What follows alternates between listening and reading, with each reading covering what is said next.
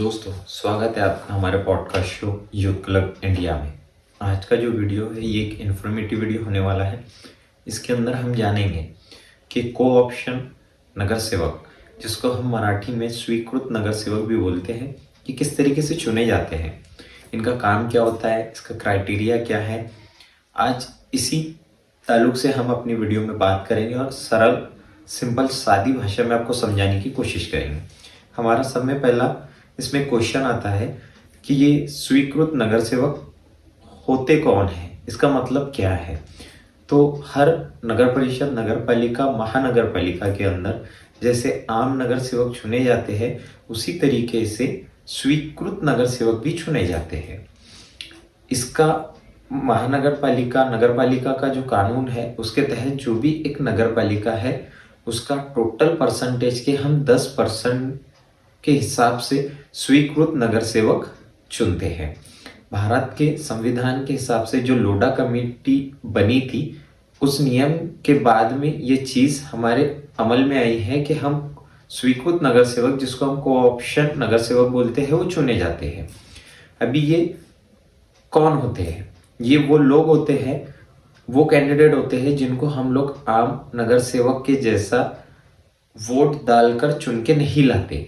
इनको normal vote डालते हैं हम, और जैसे दूसरे नगर सेवक चुन के लाते वैसे इनको चुन के नहीं लाते। इनको चुनने का एक प्रोसीजर अलग है। अभी इनको दूसरा सवाल आता है कि ये किस तरीके से चुने जाते हैं फिर। तो दूसरा सवाल हमारा ये है कि वो किस तरीके से चुने जाते। तो सभी अलग अलग कैंडिडेट से, उम्मीदवारों से अपनी अर्ज मंगाई जाती है, और इसको चुनने का जो तरीका है तो वो नगर अध्यक्ष, दूसरे चुने गए जितने भी नगर सेवक हैं जो बहुमत में है, ऐसी पार्टी जिसके सबसे ज्यादा नगर सेवक आए हो, उनका मत, नगर अध्यक्ष और दूसरे जो अधिकारी है नगर पालिका, महानगर पालिका के, उनके साथ मिलकर ये डिसीजन लिया जाता है। अभी स्वीकृत नगर सेवक बनने के लिए क्राइटेरिया क्या होता है? तो ऐसा कैंडिडेट जो अपने फील्ड का माहिर हो, वो डॉक्टर हो, इंजीनियर हो, वकील हो, सीए हो, या कोई और ग्रेजुएट पदवीधर जो अपने फील्ड के अंदर माहिर हो और महारत रखता हो, जिसके जरिए से वो जनता को फायदा पहुंचा सके, ऐसे लोगों को वो स्वीकृत नगर सेवक के क्राइटेरिया में लिया जाता है। जिसके अंदर एक तो वो पढ़ा लिखा ग्रेजुएट हो, दूसरा वो माजी नगर सेवक हो, तीसरा वो किसी संस्था का, सोसाइटी का अध्यक्ष होना चाहिए। अभी ये हो गया उसका क्राइटेरिया। अगला सवाल ये आता है कि इन स्वीकृत नगर सेवकों के काम क्या होते हैं। तो आमतौर पे जो सभी नगर सेवक जो हम जनता चुन के लाती है, उसी तरीके के इनके भी सेम रिस्पॉन्सिबिलिटी और काम होते हैं। बस इतना है कि ये लोग जिस फील्ड के माहिर हैं, अगर वो डॉक्टर है तो वो आरोग्य में काम करेगा, हमको उससे ज़्यादा फायदा हो सकता। अगर जो सीए है तो हमको फाइनेंस में फायदा होगा। इसी तरीके से जिस भी फील्ड का, जिस बैकग्राउंड का हम कैंडिडेट लेते हैं, उससे हम जनता को भलाई हो, इस तरीके से हम उसको जिम्मेदारी देते हैं। अगला सवाल आता है इसके अंदर, क्या इन स्वीकृत जो नगर सेवक है इनको मानधन मिलता है, पेमेंट मिलती है?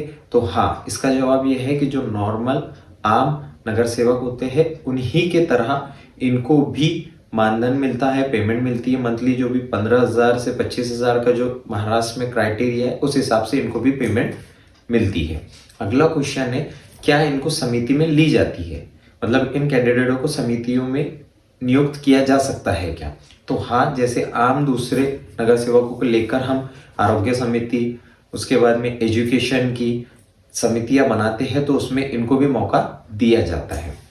अगला सवाल आता है कि क्या ये स्वीकृत जो नगर सेवक चुन के आए हुए हैं, इन लोगों को सभागृह में जब भी मीटिंग होती है, कोई ठहराव पास होता है, तो क्या इनको बुलाया जाता है, इनके बात को अहमियत दी जाती है, इनका जो मत है उसको मायने में लिया जा सकता है, क्योंकि उसको इम्पोर्टेंस दी जा सकती है? तो हाँ, कोई भी सभागृह में होने वाली मीटिंग, ठहराव में इनको इनवाइट किया जाता है, आमंत्रित किया जाता है, इनको बुलाया जाता है और इनकी बात को सुना भी जाता है, उनके ऊपर एक्शन भी लिया जाता है।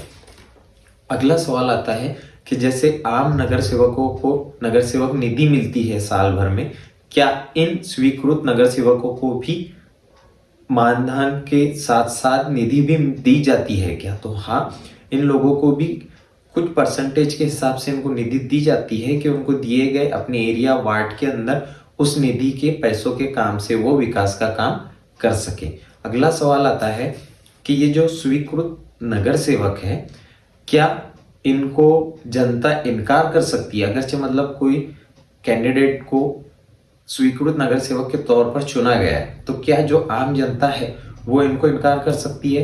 तो हाँ, भारत के संविधान के हिसाब से रिट्स याचिका होती है, जिसके हिसाब से हम लोग ऐसे स्वीकृत नगर सेवकों के खिलाफ याचिका दायर कर सकते हैं।